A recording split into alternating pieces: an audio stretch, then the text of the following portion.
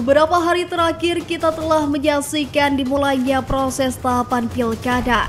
Setiap tahapan harus dijalani dengan transparansi dan akuntabilitas.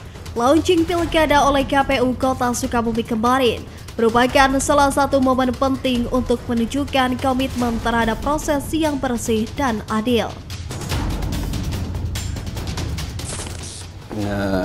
Terkait dengan sudah di-launchingnya pilkada Kota Sukabumi yang bersama KPU dan kami juga diundang beberapa, ini sudah mulai tahapan-tahapan pilkada ya, sudah SPPK termasuk juga untuk Panwas di tingkat kecamatan. Itu sebelum launching memang sudah dimulai. Tinggal sekarang sudah launching, jadi persiapan masyarakat memahami bahwa tanggal 27 November akan melakukan pemungutan suara baik wali kota di Kota Sukabumi dan juga untuk gubernur dan wakil gubernur. Sebuah tahapan pilkada tidak terlepas dari anggaran. Proses realisasi anggaran seringkali menghadapi berbagai tantangan, mulai dari birokrasi hingga permasalahan teknis. Sebagai leading sektor dari anggaran pelaksanaan pilkada, bagaimana proses pengalokasian dan penggunaan anggaran pilkada 2024? Jadi intinya memang kewajiban pemerintah daerah untuk mengalokasikan sejumlah anggaran dalam pelaksanaan pilkada. Jadi sebelumnya memang melalui tahapan penyusunan rencana ya kegiatan dari penyelenggara pemilu, termasuk juga Bawaslu, kebutuhan-kebutuhannya, tapi yang jelas memang dia berpedoman juga kepada KPU Pusat dan KPU Provinsi. Apa-apa saja sih yang diperbolehkan, diusulkan untuk dibiayai oleh pemerintah daerah. Dari hasil usulan mereka, ya, kita verifikasi, kita lakukan validasi dan menyesuaikan dengan standar biaya yang kita miliki. Dan alhamdulillah kita sudah menetapkan plafon anggaran atau alokasi buat KPU. Itu kan ada kewajiban juga, kita punya juga surat edaran dari pusat maupun provinsi terkait dengan pemerintah daerah wajib menyediakan alokasi anggaran di tahun 2023 itu sebesar 40% dan 2024 itu sebesar 60%. Alhamdulillah, walaupun di awal kita menyusun dengan menugaskan tim TAPD untuk menyusun anggaran, ya alhamdulillah di akhir alokasi ya hasil APBD perubahan itu terpenuhi sebesar 40%. Jadi tahap-tahap seperti itu diusulkan oleh penyelenggara, diverifikasi, dan kita juga menentukan alokasi anggaran atau plafon anggaran ya sesuai dengan ketentuan. Alhamdulillah Kota Sukabumi itu sesuai dengan ketentuan 40% dan itu sudah direalisasikan ya kepada KPU di akhir tahun 2023. Transparansi menjadi kunci utama untuk memastikan kepercayaan publik dan akuntabilitas penggunaan dana publik. Menyebutkan bahwa 40% dari anggaran telah direalisasikan adalah langkah awal. Namun, berapa angka konkretnya? Untuk KPU itu kalau tidak salah sebesar kalau usulannya itu 25 ya. 25 miliar total 100%-nya. Usulannya sih 30, tapi setelah divalidasi, verifikasi, menyesuaikan dengan alokasi anggaran kita, disepakati 25 miliar 24 juta 654. Dan untuk 10%-nya itu adalah sebesar 10 miliar 9 juta 861.600. Itu sudah di awal, itu hanya untuk persiapan kebutuhan-kebutuhan yang mereka butuhkan khusus untuk persiapan pilkada. Skala prioritas sangat berpengaruh terhadap efektivitas penggunaan dana, guna memastikan bahwa kebutuhan paling mendesak dan berdampak langsung pada suksesnya pilkada diutamakan. Tanpa adanya prioritas yang jelas, ada risiko besar bahwa anggaran dapat tersebar ke banyak pos tanpa memberikan hasil yang signifikan. Lantas, bagaimana pemerintah kota menentukan skala prioritas dalam pengalokasian anggaran? Ya, jadi sebetulnya prioritasnya kelihatannya waktu itu dipergunakan sebagai penunjang sarana prasarana, termasuk juga digunakan juga untuk kelengkapan pergudangan ya. Jadi sarana untuk menampung surat suara ya, dan juga untuk bahan-bahan rapat persiapan. Jadi alhamdulillah kita juga terkait dengan pemanfaatan, karena ini kan bentuknya hibah ya. Bentuknya hibah, kita juga monitoring sejauh mana pemanfaatan mereka. Pengelolaan anggaran yang efisien, salah satu pilar utama dalam memastikan keberhasilan pilkada. Efisiensi dalam penggunaan anggaran berarti memaksimalkan hasil dengan sumber daya yang tersedia dan meminimalkan pemborosan. Bagaimana pemerintah daerah memastikan hal tersebut?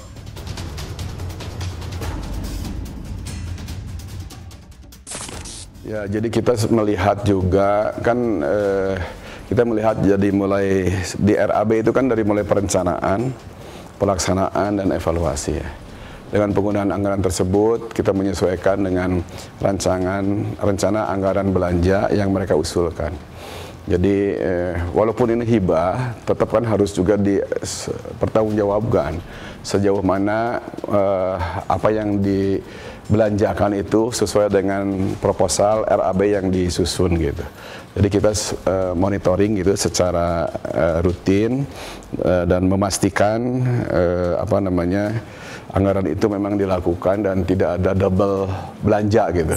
Jadi harus sesuai dengan rencana anggaran yang sudah ditetapkan. Memastikan bahwa setiap tahapan dari perencanaan hingga pelaksanaan pilkada berjalan sesuai dengan standar yang ditetapkan adalah tanggung jawab besar pemerintah daerah. Langkah spesifik apa yang dilakukan pemerintah daerah guna memastikan semuanya berjalan sebagaimana mestinya? Jadi intinya untuk lebih mengefisienkan itu tadi melakukan penelitian dan penelitian atas usulan awal ya, termasuk juga kita karena kan kalau hibah itu kan metodenya tanggung jawab full si penerima hibah. Tapi walaupun demikian ya kita juga memberikan pada saat pencairan yang kedua gitu, kita juga melihat terkait dengan pertanggungjawaban apakah sesuai. Jadi itu yang pada saat kan sekarang contohnya di perubahan kan kita sudah menggelontorkan sekitar 10 miliar ya. Dan selanjutnya untuk mencairkan lebih lanjut kan kita juga harus tahu dong seberapa jauh sisa kas anggaran, karena kan walaupun penandatangan NPHD naskah perjanjian penerima hibah itu sepenuhnya tanggung jawab penerima hibah, tapi pada intinya kita juga diperiksa ya, kita juga diperiksa bahwa betul enggak apa yang disampaikan sesuai dengan proposal awal. Jangan sampai juga pada saat berjalan ada perubahan proposal atau ada perubahan RAB tidak sesuai dengan itu. Nah, itu kita juga lakukan, kita komunikasi juga terkait dengan efektivitas dan tidak adanya pemborosan terpenting ya. Jangan sampai kalau tidak butuh ya kenapa harus digunakan.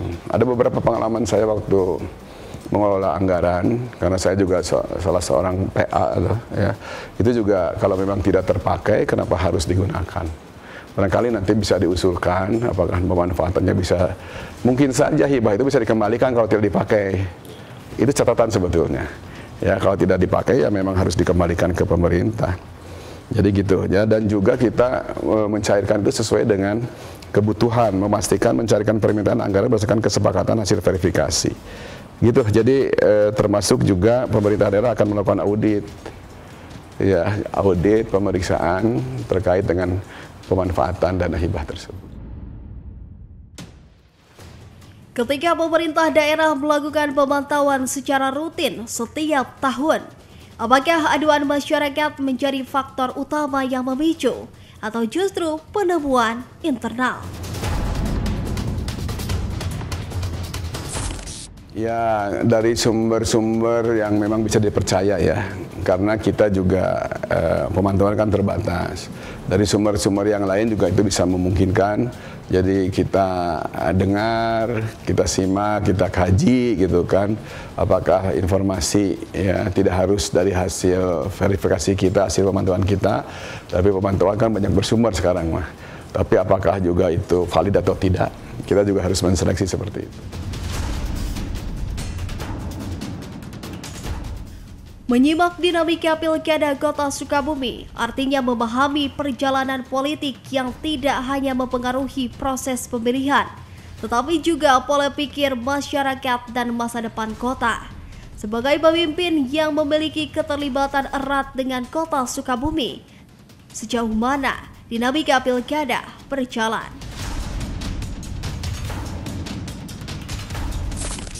Sampai dengan saat ini sebetulnya dinamikanya landai-landai saja ya. Walaupun di beberapa pojok sudah sudah muncul baliho-baliho ya, masih melanjutkan kepemimpinan selanjutnya, atau juga salah satu warga mengusul seseorang untuk memperbaiki dan merubah gitu kan. Jadi ada pemahaman warga, kalau memang ada yang baru, kenapa harus yang lama, itu juga terbaca gitu ya. Tapi juga kan tidak harus seperti itu. Yang terpenting nanti terpilih orang-orang yang betul-betul punya kredibilitas dan karakter yang cukup baik untuk membangun Kota Sukabumi. Tapi intinya nanti kita tinggal menunggu, karena waktu pendaftaran dan launching masing-masing pasangan kan belum.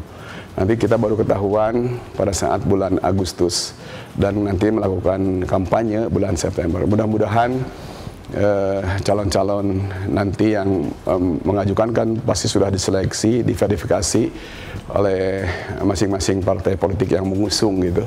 Dan pasti memilih orang-orang yang kredibel, bukan hanya kuat di permodalan, tapi juga punya kapasitas, kapabilitas untuk memimpin Kota Sukabumi.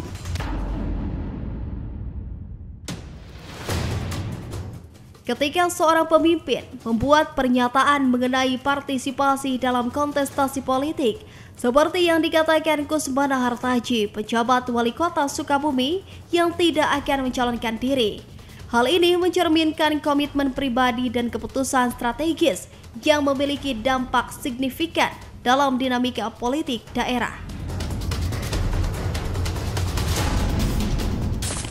Walaupun di awal saya sebetulnya sudah menyampaikan tunggu sampai 40 hari sebelum pendaftaran apakah saya mengundurkan diri atau tidak gitu kan. Tapi berdasarkan pemikiran saya dan memang keinginan saya memang tidak bersedia dan belum tentu saya mampu untuk menjadi wali kota definitif. 5 tahun cukup berat dan saya memang sudah janji di awal dan sudah janji menjadi pegawai negeri sipil sampai akhir masa periode tugas saya. Jadi tidak akan berbelok untuk ke politik gitu.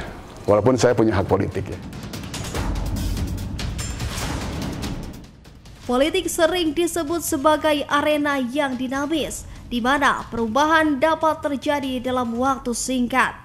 Ketika seorang tokoh seperti Kusmana Hartaji menyatakan tidak akan ikut dalam kontestasi politik, hal itu memunculkan pertanyaan tentang bagaimana dirinya memastikan benar-benar tidak akan ikut serta.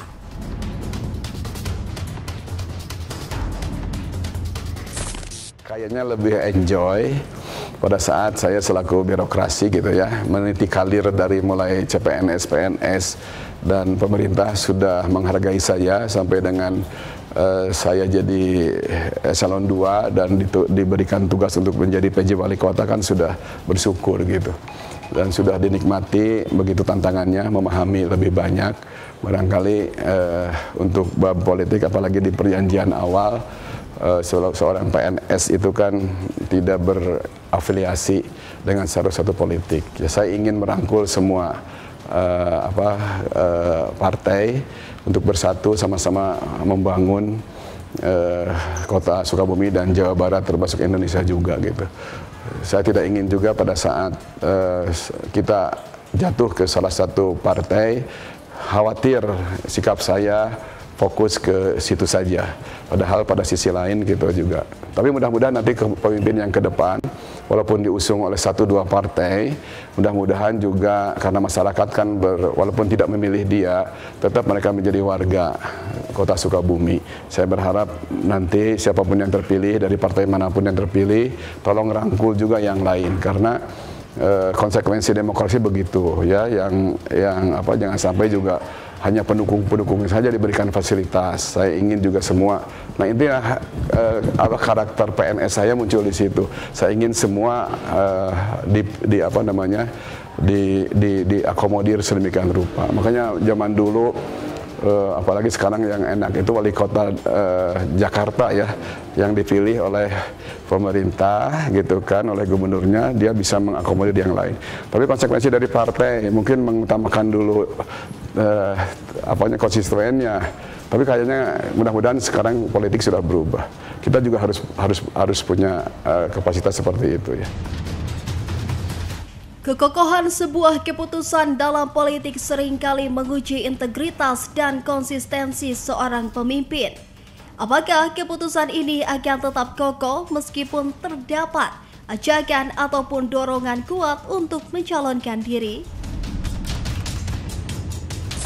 Yang ngajak sebetulnya sudah ada. Yang ngajak, tapi saya bilang ya saya tegar. Saya punya sikap, punya prinsip bahwa saya ingin merangkul setiap orang. Sebagai seorang pemimpin kepala daerah, pesan yang disampaikan kepada teman-teman penyelenggara, peserta pemilu dan masyarakat luas sebagai pemilik hak pilih adalah kunci dalam menjaga integritas, keadilan, dan transparansi dalam setiap proses pemilihan. Pesan ini tidak hanya membangun kepercayaan publik, tetapi juga menegaskan komitmen terhadap demokrasi yang sehat dan berkeadilan.